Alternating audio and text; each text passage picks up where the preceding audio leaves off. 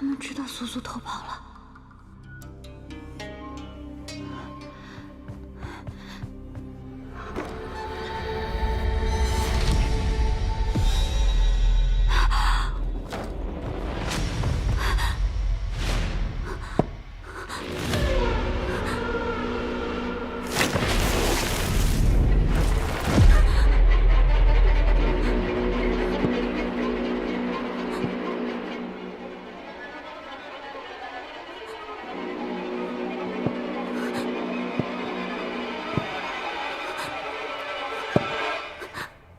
别怕，你比他乖，不会变成他那副模样。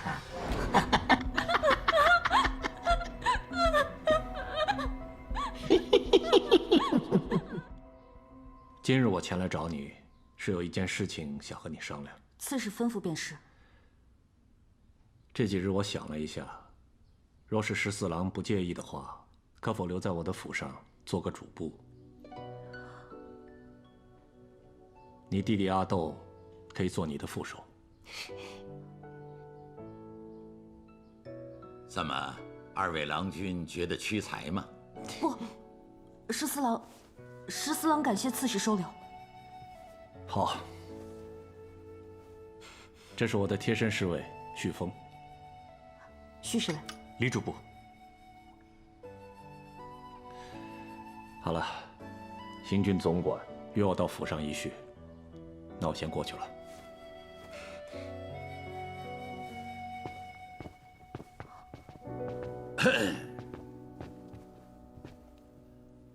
刺史欣赏二位才华，眼下正是用人之际，顾不了许多了。不过我还是那句话，你不动公孙家，我便不动你。秦老误会了，14郎今后定尽心为刺史效力。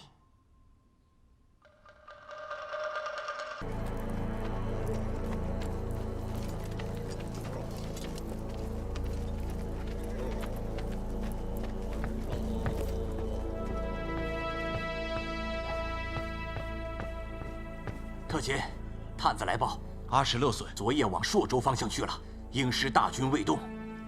阿什勒隼只带了木金一人。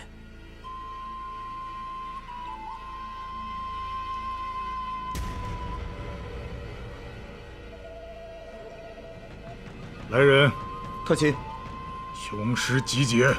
是。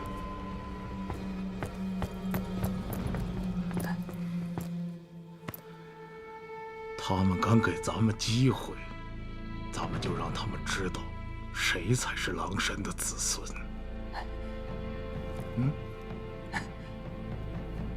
特勤英明。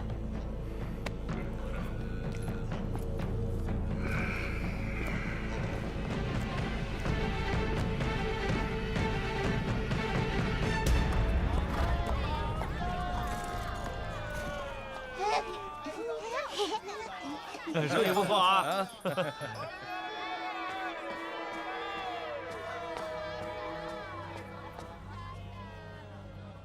如何？要不是亲眼所见，我都不信。东南两侧驻军不过1000余。果不其然，东南两面依托地势，易守难攻。朔州此时主要在西北两面布兵，等我方才查探，兵马也不足2万。这朔州城固若金汤的名声怎么来的？土喀社说这帮人都是废物，难道是真的？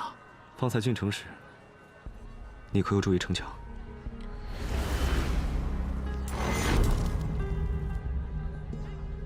比中原其他城池要厚出许多，而且夯土上新，可见实施加固。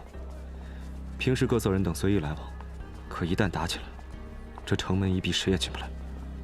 只要城内粮草充足，死守数年，亦非难事。有意思，你有对策了？走吧，我们得去买点炮头木。哎，你不故弄玄虚，你会死啊！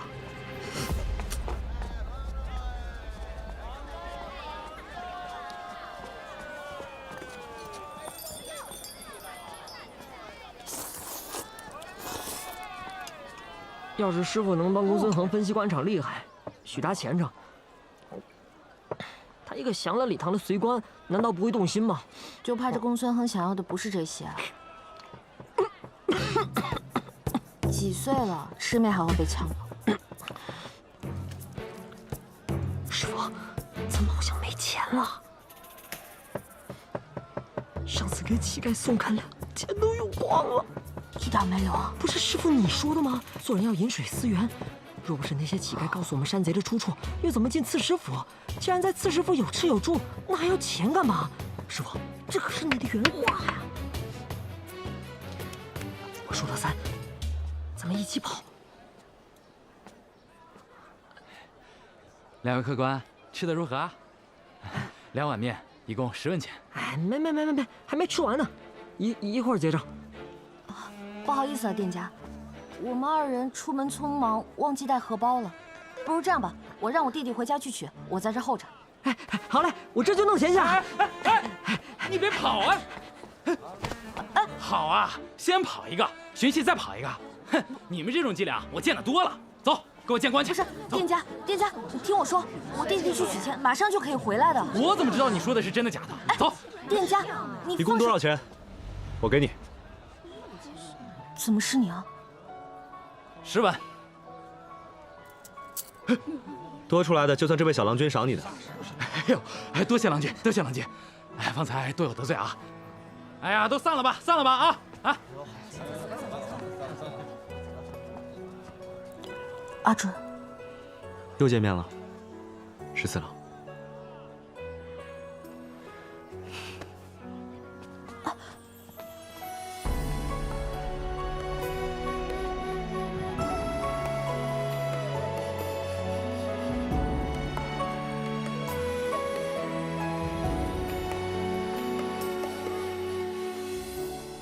这谁啊？我告诉过你不要来朔州，你倒好，一句也没听进去。那你呢？你不也来了？对了，你的伤怎么样了？你还知道他受伤的事？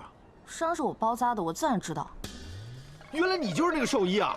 这伤本来不包就好了，你这一包，已经无碍了，14郎不必理会。他这……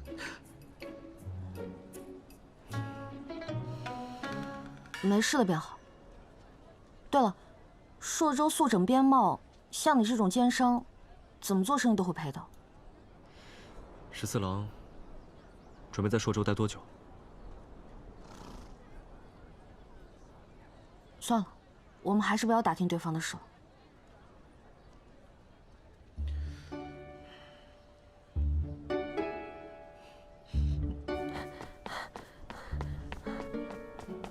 哎，师傅，你逃出来了！卖货的，这又是谁啊？阿斗，阿准他帮我们结的饭钱。我们2人正要出城，14郎可否愿意送我们一程？当然。终须一别，我就不再送了。阿准，祝你生意兴隆。14郎，和上次一样，你若是没有非要留在朔州城不可的理由，还是早些离开吧。离开，我能去哪儿啊？你有没有想过去草原？草原，我和人生地不熟的，还是别了吧。你认识我？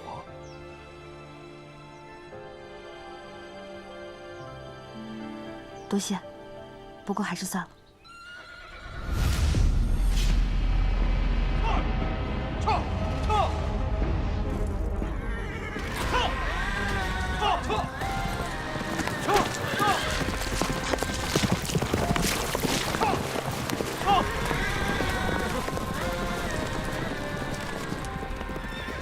这都是什么人啊？这是阿什勒大军的前哨，他们要攻城了。14郎，我还有些手下留在北边，我要回去照看他们了。你还是尽快离朔州城越远越好。告辞。保重。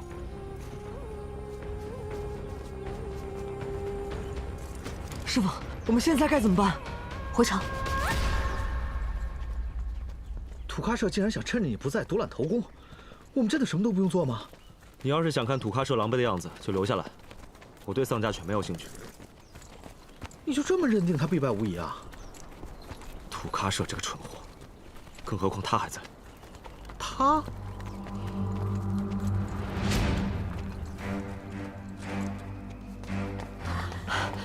站住！何人胆敢擅闯城防驻地？快举风击鼓！阿什勒军打过来了！你们快让开！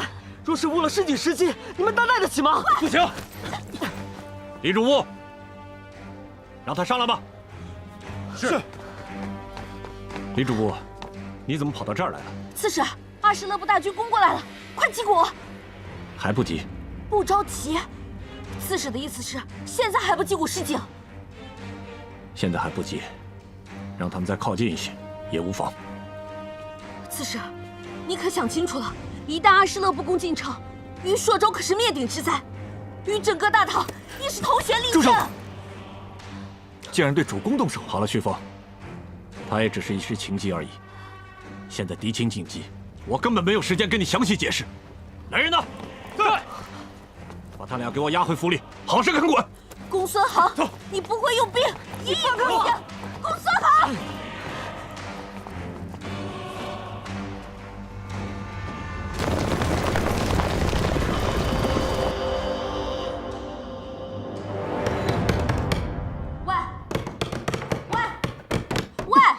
我不去城楼，我还不能在府里逛啊！刺史有令，二位不得擅动。你们就那么信他的话？如果他的决定是错误的呢？刺史自有安排。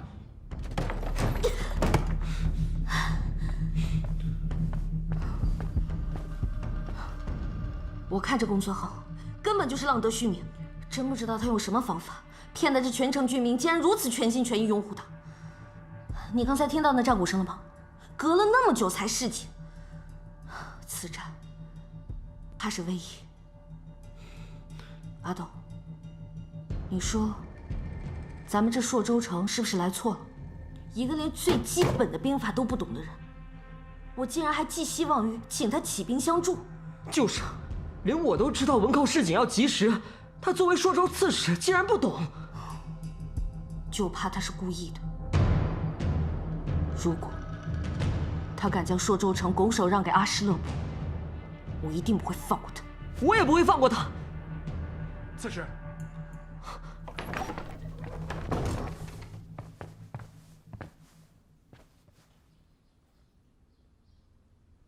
李主簿，为何不击鼓示警？阿什勒起兵突袭强攻，我军应对不起，状况自然是会惨烈。你说，到底伤亡有多少？1万？2万？还是更多？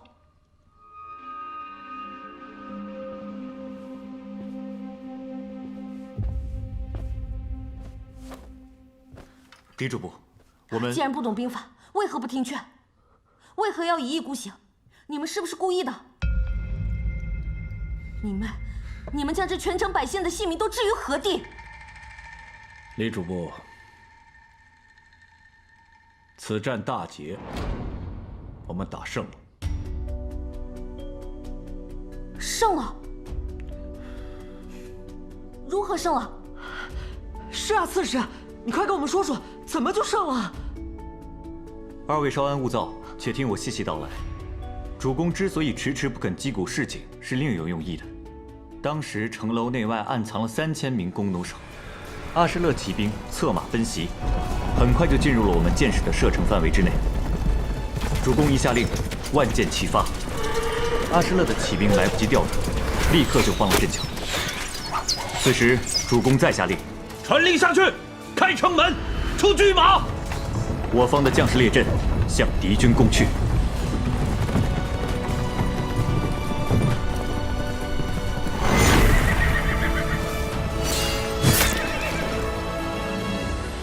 是燕月阵。李主簿懂兵法，从前学过一二。来，坐下来。那你就来说说，若是让你来领兵布阵，接下来该当如何？接下来，要偃月换长蛇，蛇身横壮，首尾至，角。然后呢？然后呢？徐侍卫，你继续说。然后，经过这连番的重创，阿什勒部的骑兵其实早已溃不成军，但那首领土喀舍却偏不认输，还妄图再度向我们进攻。敲战鼓，点狼烟。就在此时，我方的伏兵在城楼对面的东北角和西北角激起战鼓，燃起狼烟，士兵喊杀声不绝于耳。那土喀舍怕被四面围困，当即就下步来，调转马头，狼狈撤逃。刺史还真是厉害，可是这西北、东北角都各设有伏兵，为何刺史不悄声行军，攻其不备？为何还要闹出这么大的动静？难道刺史是什么？虚张声势？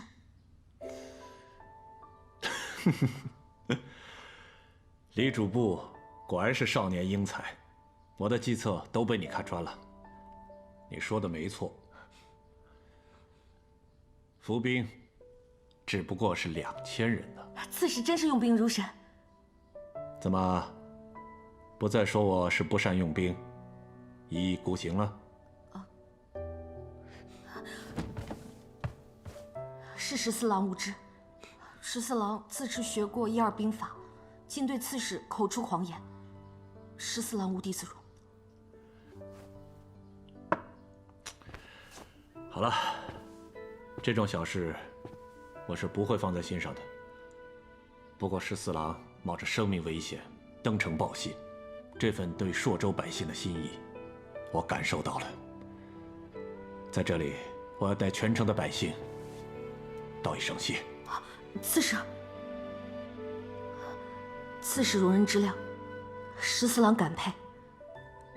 经此一战，十四郎终于明白，刺史为何百战不败，还有这朔州城的铜墙铁壁，和百姓的安居乐业是如何得来的。如若刺史不嫌弃，我想，你想与我们一起，共同御敌，镇守朔州城。十四郎愿为刺史分担。十四郎少年英才，又识得兵法，我真的是很欣慰啊！起来。阿斗也愿意跟刺史学习兵法。好，你也镇守朔州城，起来。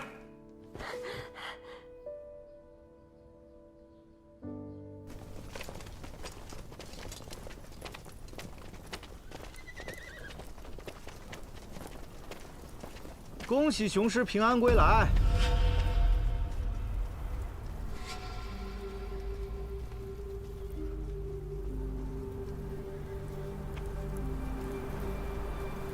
这一次都来看我来了。当然得来了。特勤为了赶早抢个头功，不声不响带着骑兵偷袭攻城，虽说出师不利，但好歹也没有全军覆没啊。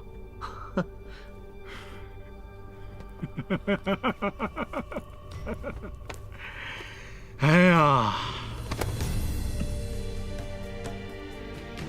老子心情非常不好，最好能把你这张臭嘴闭严了。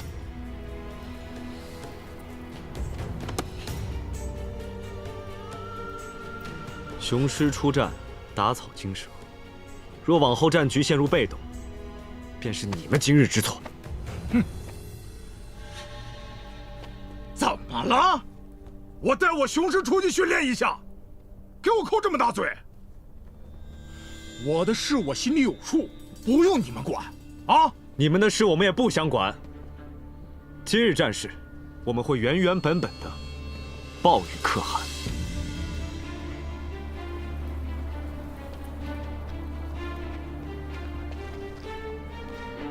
不用你报，我自己会报。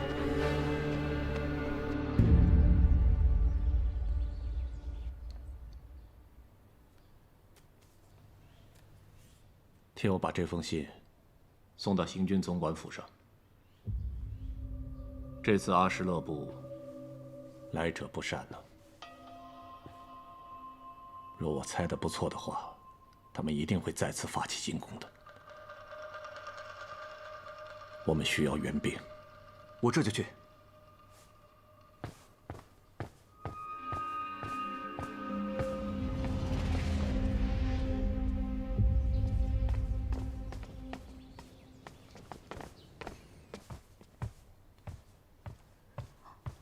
刺史。哦，李主簿。刺史，这是新绘制的地图，请您过目。哦。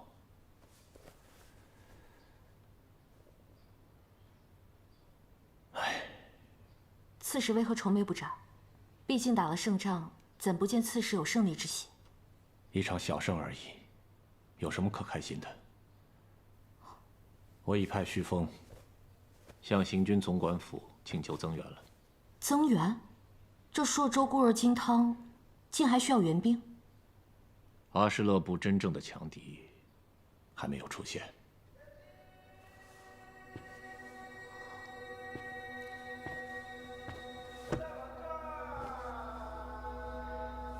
你来看，这无定河，河宽水深，原本该是朔州城和阿什勒部之间的天然防线。可是因为现在朔州兵源不足，无法派兵守住河岸，致使敌军来去自如，兵临城下。既然他们来去都会经过这个河道，不如我们就将这个河道改为栈道，如何？改为栈道？对于不善水性的阿什勒部大军来说，他们应该更喜欢枯水季吧？那是自然。如果河道干枯，便无阻碍，他们行军倍速于往常。那既然如此，我们就送他们一个枯水季。送他们一个枯水季？李主簿此言何解？我听闻往年皆是7月枯水，偏偏今夏雨水充沛，这枯水季大约是会晚半月有余。而正巧，这片河道上游正好有一处密林，若派今日军士以土石锯木阻断河流，不足几日便可完工。刺史，您觉得如何？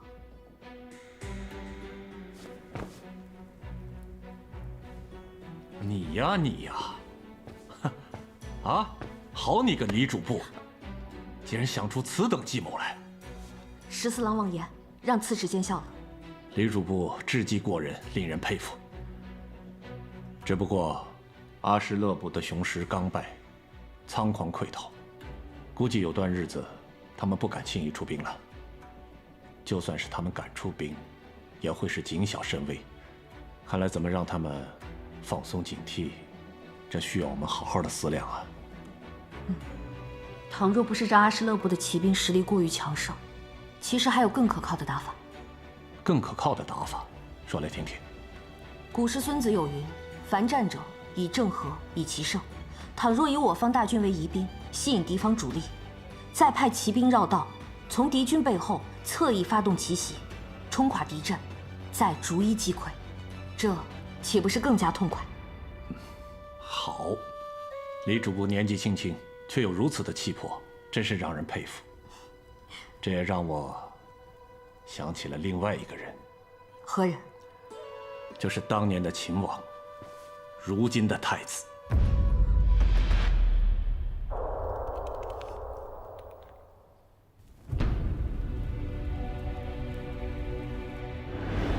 隋末群雄并起，那时候还年少的他，率领千军万马在敌阵冲杀，用的就是此等计谋，可谓所向披靡呀！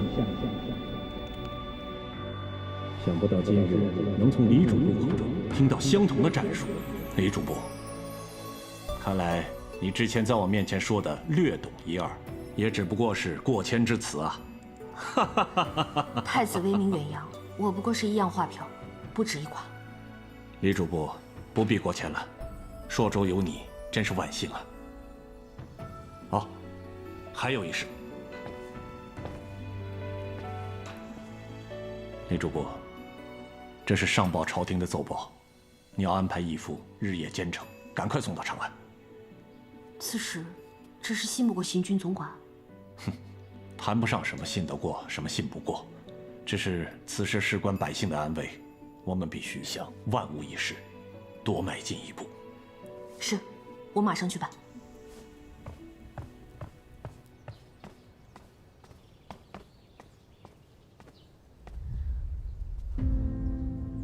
李世民，我终是摆脱不了你的影子吗？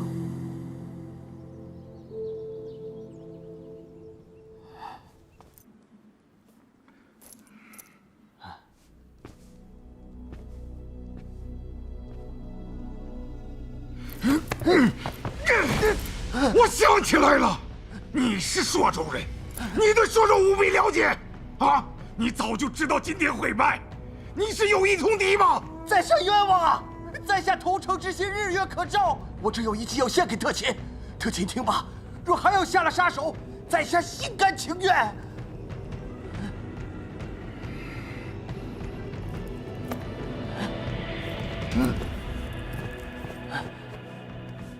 说。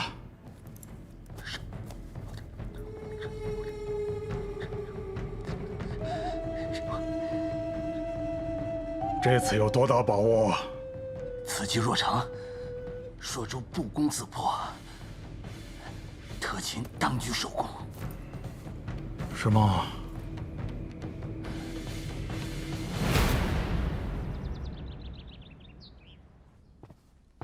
禀主公，司马总管请你过府一叙。司马图，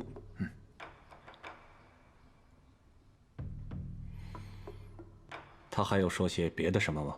没有，会不会是他答应了援兵之事，想与您商量？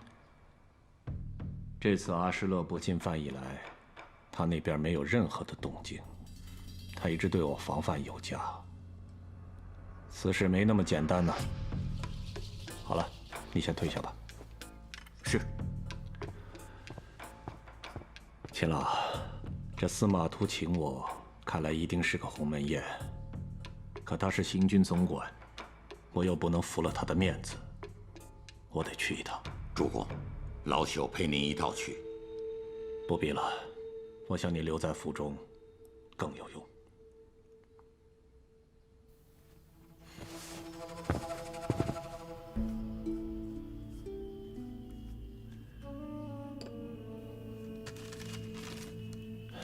秦老，这次我若是回不来，你便将这4个字交与李主簿。主公当真如此？这2位少年出身来历存疑呀。我向来是用人不疑，疑人不用。至于这个东西什么时机交给他们，由您来决定。主公，秦老，我知道您的担心，我相信他，可是更相信的是秦老您呐。主公，这听其言，观其行，便能知其心。我知道他或许有些隐衷，可我更相信他是对大唐和百姓无害之人。这些年来，我率军御敌，与敌人大战无数个回合，说不定敌人早就摸清了我的路数了。可是他不同，我见其用兵刁钻机敏，颇有变化，又是敌人陌生的路数，说不定可以出奇制胜。只是他现在的作战经验尚浅，还需要秦老您在旁边相助啊。即便这次我回不来，我相信只要你2人通力合作，一定能够想出办法来解救朔州百姓于危难之中。在这里，我先谢过了。主公不必如此，老朽遵命便是。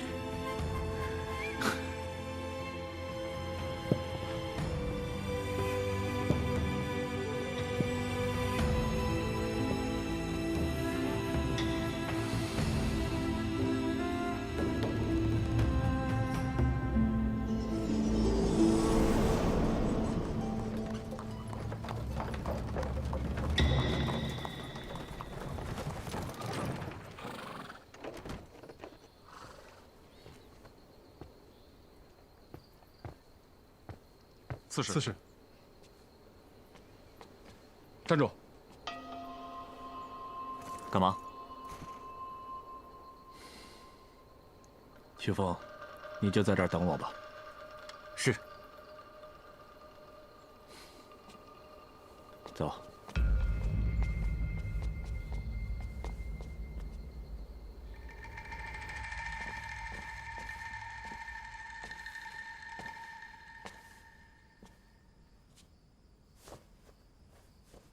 下官公孙恒见过行军总管。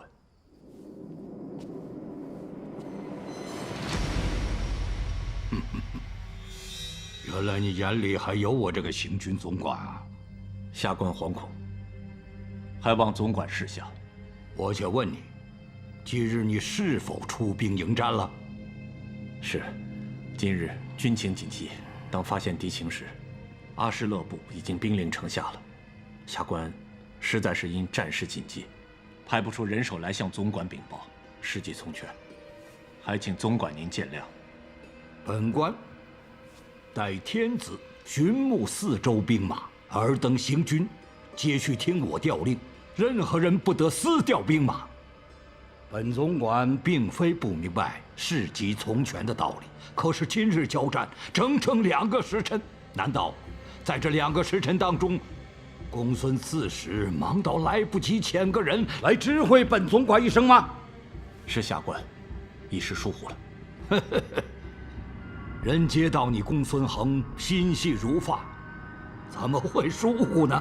说到底呀，还是公孙刺史从始至终都没把本总管放在眼里，想必是随官做得久了，忘却了这天下，姓了李。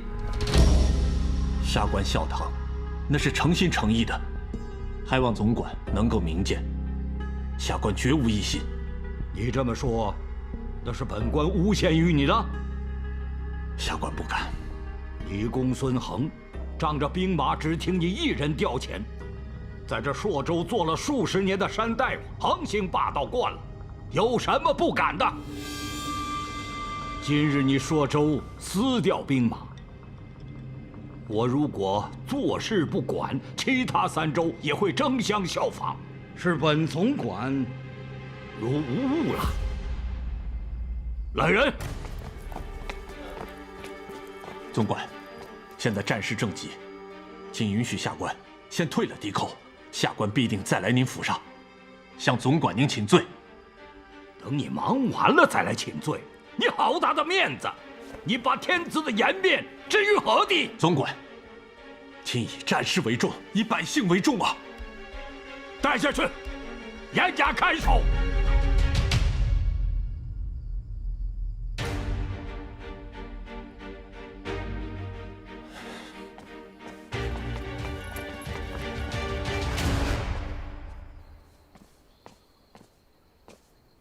公孙刺史说，今晚留宿总管府，要你先行回去。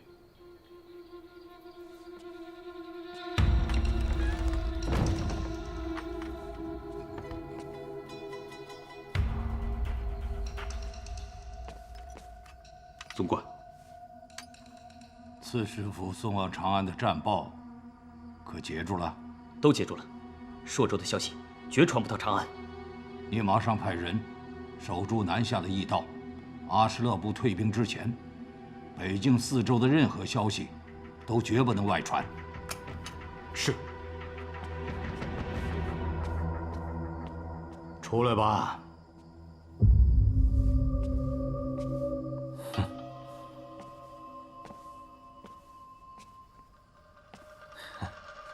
事情办完了，你快走吧。我这里并不欢迎你。若无小弟报信，放任的公孙恒惹恼了阿什勒大军，万一引来主力，岂不是将北境4州送进了热油锅里？兄长这行军总管的官职，怕就保不住了。我帮了这么大的忙，兄长急着赶我走，有点不太妥当吧？我司马家族已与你毫无瓜葛，你自己投敌卖主，休要连累于我。兄长屈杀我了，小弟也是为了兄长好，亦不想看到生灵涂炭。那公孙恒想赔上全城性命，以成全他为民生之虚名。总管莫说是将他压了，便是杀了他又如何？我如何处置公孙恒，与你无关。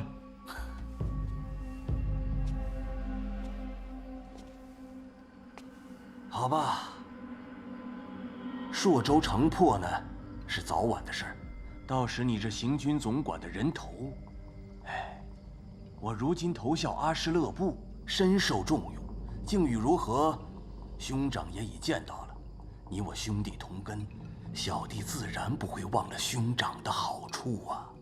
兄长左右同那公孙恒是结下仇怨了，若他一朝翻身，那兄长在这朔州城还有立足之地吗？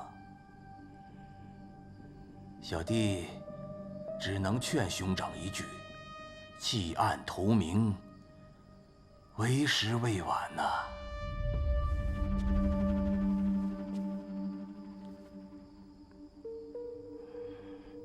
天要亮了，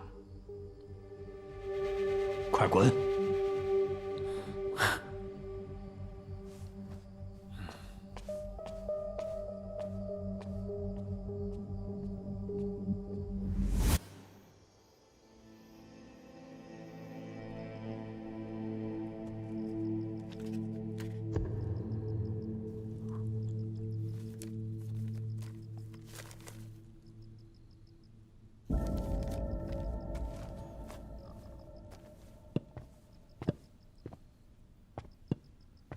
主簿，夜深了还不去睡吗？哦，我替刺史整理完文书便睡。哦，倒是秦老，年纪大了，不如巡夜这事儿交代给别人去做就好了。哼，主簿此言又做贼心虚之嫌呢。秦老，我就只有一句话，我问心无愧。啊，哈哈哈！好，好，好。秦老，徐凤，这么晚你才回来，主公呢？司马图的下属跟我说，主公今天晚上要留在潼关府，我觉得不对劲，赶紧先跑了回来。果然，主公被他们扣下了。为什么？怕是因为白天主公私自调兵迎敌之事。这个司马图一直将刺史视为眼中之钉，他迟迟不答复刺史请求援兵的事宜。今日迫不得已，主公调兵迎敌，怕是被他们抓到把柄了。秦老分析的在理。自隋入唐，刺史便在朔州独掌兵权，朝廷遣行军总管统理四州，就是为了限制刺史的权力，为了不让他拥兵自重。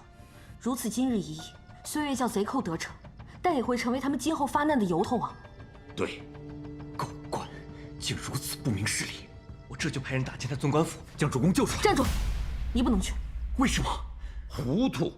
主公被扣，他们竟然不敢声张，正是因为他们到现在还没有抓住主公的把柄。我们此时对行军总管动手，岂不坐实了他们诬陷主公、暗怀异心、谋图作乱的罪名吗？那眼下还有什么办法可以救主公？主公乃是益州的刺史，虽然被扣，暂时不会有性命之忧。不过此事只限于我们3人知道，不能传到夫人耳中，免得她白白担忧。是。薛芳，你是斥候出身，最善查探，盯紧行军总管，一刻不离，事无巨细皆用信鸽传输于我。明日我亲自去见司马图，探探虚实。是。秦老，明日我陪你一起去。李主簿，你能老老实实待在府中，就是帮了我刺史府的大忙了。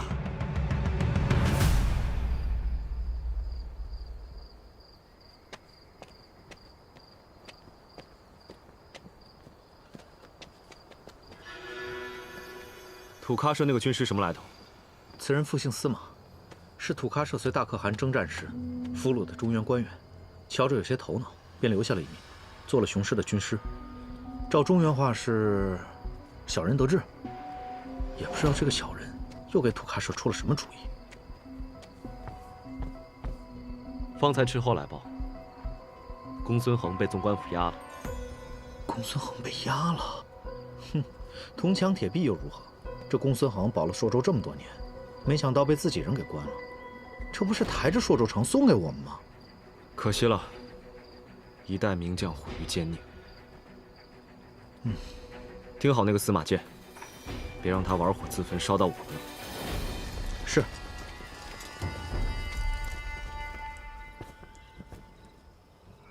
我先恭喜特贤了。啊！我族兄已经压下了公孙恒，但我再加以游说，不日定会开门投降。好啊！要真有这么一日，那不光是我土喀社飞黄腾达之时，那也是你发财之日啊！我要看看那混蛋还怎么给我争啊！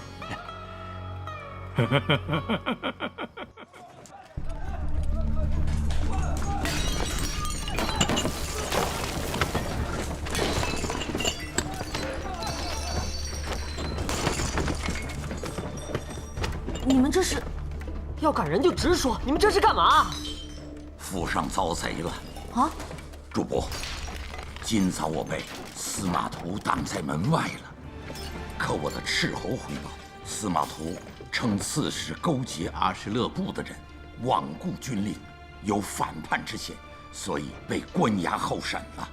这不是胡说八道吗？这哪还有天理啊！哈，天理，要真有，那天下就太平了。请夫人识相些，乖乖让开，不要逼兄弟们动粗。这是我公孙家的私邸，不是朔州衙门。郎君要收什么，要缴什么，我一个妇人家做不了主，少不得要等夫君回来，才能给你们一个答复。夫人还是配合些吧，早一时交出东西，便能早一时洗清刺史的嫌疑。你们一家人岂不是也可以早点团聚？公孙刺史如今扣押待审，结果如何，全凭总管决断。这种时候，劝夫人还是不要来触我们的眉头。巧了，公孙恒一生征战，半生守城，我这妇人家随他见惯了兵刃，你这几句风凉话，还吓不到我。那就别怪我对夫人无礼了。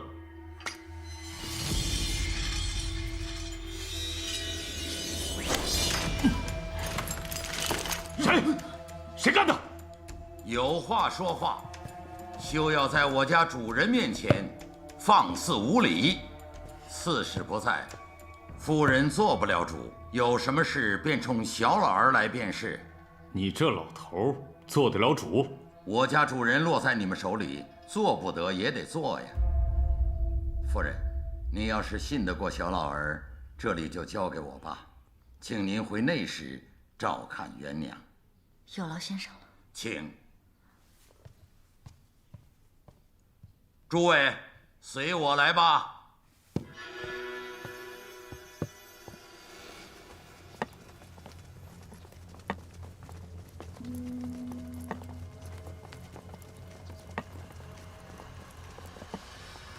不好了，不好了，不好了，府里招贼了！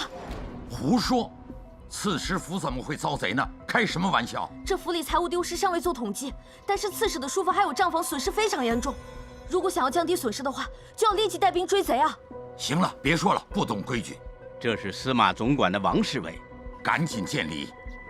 王侍卫来的正好，请立即帮忙追贼。笑话！刺史府遇贼与我何干？赶紧交出兵符。兵符？兵符正在刺史书房。啊！这可糟了！书房在哪儿？就在那儿。走。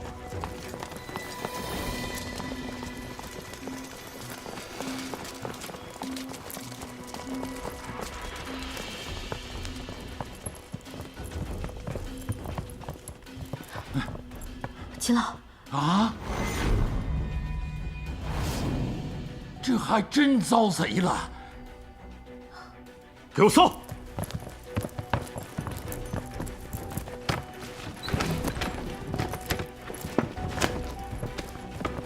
这可怎么办呀？哎呦，这……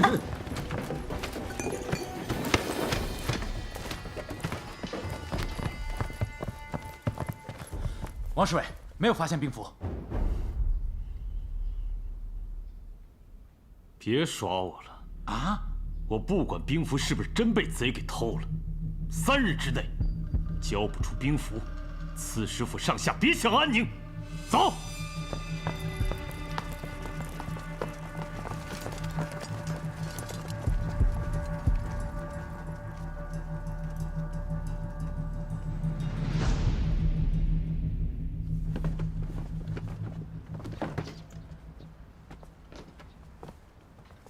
秦老如何知道他们会来？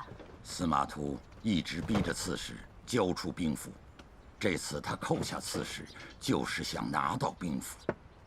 哎呀，我这么做，也只是缓兵之计。那现在又该如何？难道真要把兵符交出去？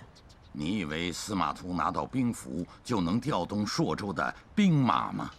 你可以试着拿着兵符去大营，看看那些兵卒听不听你的话。此话怎讲？难道朔州的兵不听令牌？哼，莫说是兵符，就是皇帝老儿的玉玺，也调不动朔州的一兵一卒。若是想让他们如臂使指、心甘情愿，不是这死物，只有刺史公孙恒。秦老，秦老，有消息。司马图派人打开府库，要倾尽府库后备财帛，与阿失勒军议和。啊！不行，绝对不可以弱势人，这样只会自取灭亡。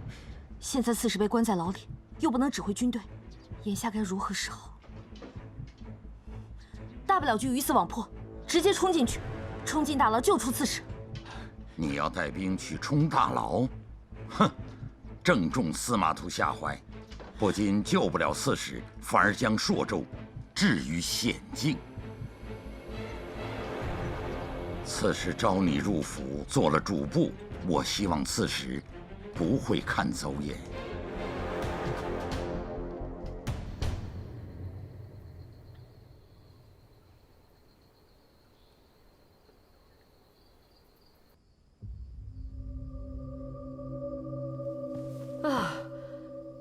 没想到这个秦老还是有些头脑的。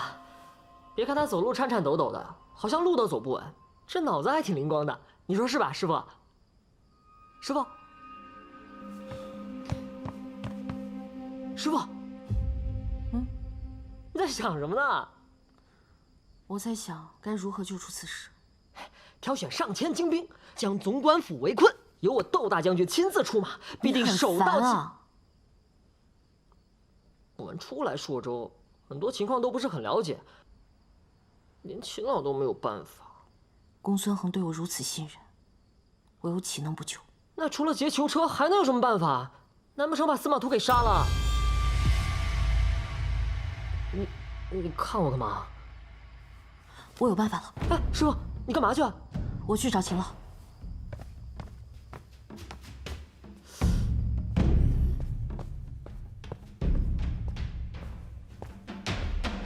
我等你多时了。您知道我会来？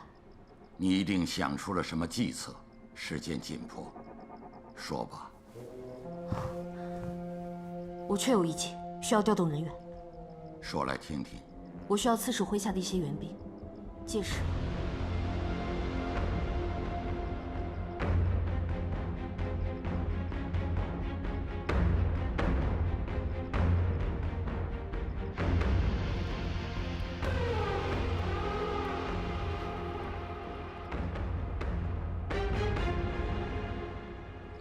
此计过于冒险，稍有不慎，满盘皆输。不过眼下，这也是迫不得已之策。主公对你没看走眼。刺史在临去总管府之前，便猜到可能被困，他命我在时机成熟之时，把这个交给你。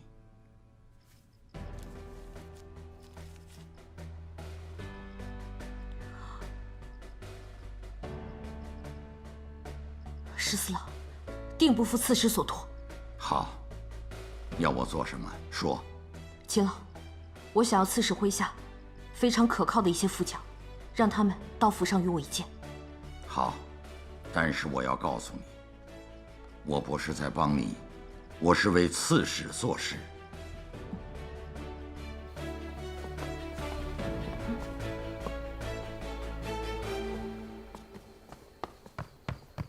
师傅，你不是要找秦老商议吗？他怎么走了？已经有结果了。什么结果？刺史留了一张字条给我。什么字条？是人信。我终于知道沈姑当初说的话是什么意思了。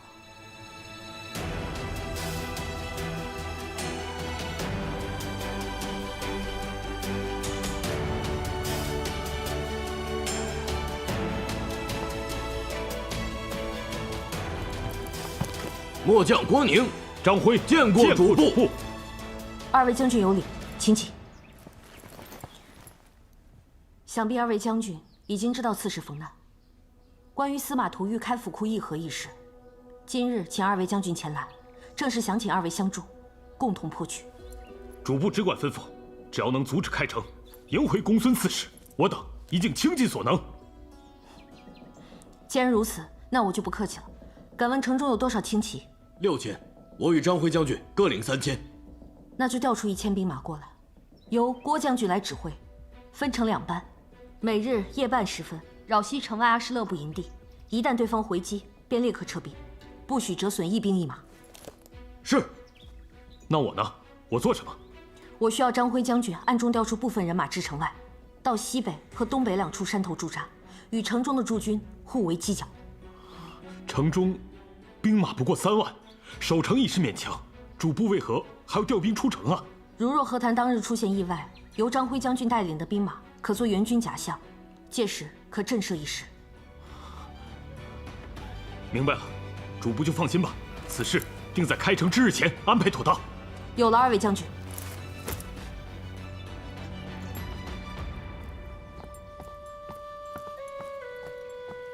师傅，区区一张字条，当真有调动千军万马之力？能够调动千军万马的，不是字条，而是人心。主簿此计稍有不慎，怕是这刺史府也要赔进去啊。覆巢之下安有完卵，这是眼下我能够想出的唯一一个釜底抽薪的办法。对了，秦老，可否为我寻觅一个隐蔽之处？除了你和旭峰，千万不能让外人知道。